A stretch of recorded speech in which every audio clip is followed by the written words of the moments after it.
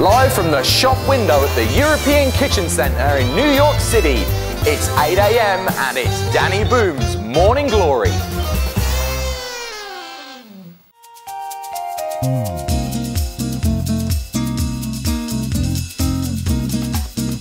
Hi guys, I'm here now with the Green Queen, urban gardener extraordinaire and our resident garden expert, Sarah Copeland. She's going to be now talking to us about urban gardening.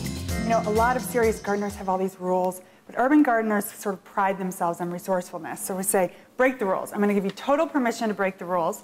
We're going to get from the kitchen, we're going to go all the way into the dirt. We're going to use things you've never imagined. Really? Discover kitchen tools and gardening tools in your own kitchen. And this is all in your own home? Exactly. You need very, very little. I promise you. So don't even have to go outside? We're going to make it really easy on you. Fantastic. So how do we get started? Because I'm now excited. So let's start in the kitchen. A lot of people are really nervous about compost. They think, in a small space, how do you compost? It sounds really intimidating, right? Smelly Stinky, as well. Yeah. Exactly.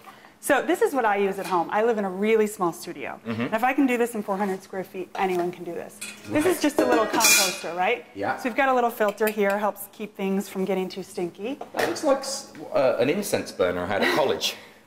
Exactly.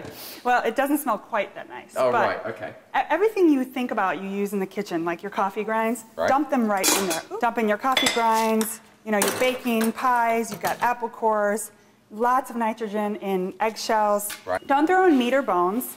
You don't want too much white bread or too many sweets. Why no meat or bones? They do get stinky and they attract animals, so it's just much cleaner if you just keep fruit and vegetable peels, anything left over from the kitchen. A couple of bread scraps are not a problem at all. But what you also want to do is mix in a little bit of something dry. So either, you know, you've shredded your bills up, throw those in, layer it in so it doesn't get too wet. Right, okay. Or you could use, if you lived in a bigger, bigger house, you had a yard, you could use dried leaves, crumple them up on top. So the reason that organic compost is so amazing is that not only is it free, it's totally a great way to use that. You feel a lot better about using up all this stuff in the kitchen. Now, I will say, if you cook as much as you and I do, this thing will get filled up every day. So let's talk about seeds a little bit. Seeds are amazing. It's sort of like nature's most magical thing to me. You're looking at this tiny, tiny little thing, and it has inside of it, you know, everything, nutrition and opportunity just kind of waiting, but it's dormant. So it's waiting for you to sort of unlock it. So we're starting fresh. This is clean. It's got the perfect mix of phosphorus, potassium, nitrogen, and also see how light it is?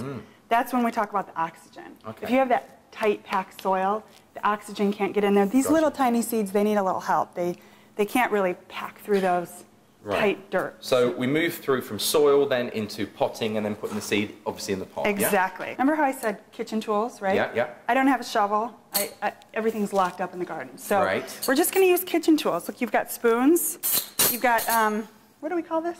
What's a spaghetti spoon? Spaghetti spoon. This makes a great rake. See, you can just kind of rake through like that. But I just want to show you a few things that you probably already have at home. Okay, this is when fancy gardeners really poo-poo, you know, the urban gardener. Because we take things like leftover yogurt pots. Just take the upside, make a little hole in it. Or something like this leftover olive oil tin. I'm going to show you one more, my favorite pot, because this is a really cool tool. Okay, let's just move these in. We're going to make a little paper pot. See this? Okay. This is the cheapest version of all. This is a really good old-fashioned sort of oak handcrafted pot maker. An old-fashioned type of girl. I am old-fashioned and new-fashioned. Oh. So there you go. You've got your little pot, and That's really sweet. You could put a whole bunch of these in here. So let's talk about exactly how we put our seeds in. Okay. And what should we plant? Well, I like herbs. Exactly. With a H. So we have here basil, we have chive, and we have a little bit of lettuce seeds. Here's a general rule of thumb. The smaller the seed, or let's say this, the bigger the seed, the deeper it needs to go.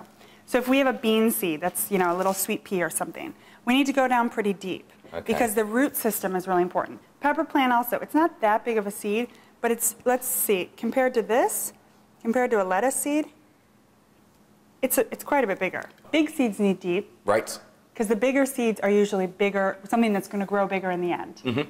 And the smaller seeds, they don't have the energy to push up through the soil, so they just need to be on the surface. Okay, and then what do we do? Just tap it over. Tap it over? Exactly. And a plant only needs oxygen, warmth to germinate.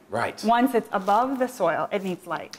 Okay. So we keep this somewhere warm if you have a well-lit kitchen spot, you know, a windowsill, and once they come above ground, you have to find a way to give them some light. So just finalising all this, we've talked about composting indoors. God, that sounds brilliant. Then we're going to take, then we've talked about good soil. Okay, right. We can get that from any good hardware store. You always want to go for the organic, it's got the most nutrients. Exactly. Talked about seeds. Okay, so big seeds, deep into that. We've talked about some fantastic ways of recycling and creating different potting ideas, always when we put a hole in it. And finally, we've basically set ourselves up here for the next few weeks. So guys, this has been Sarah Copeland, our green queen, our urban gardener. Okay, she's an absolute guru in the garden. I'm telling you now, she's going to be back a few more times in the weeks.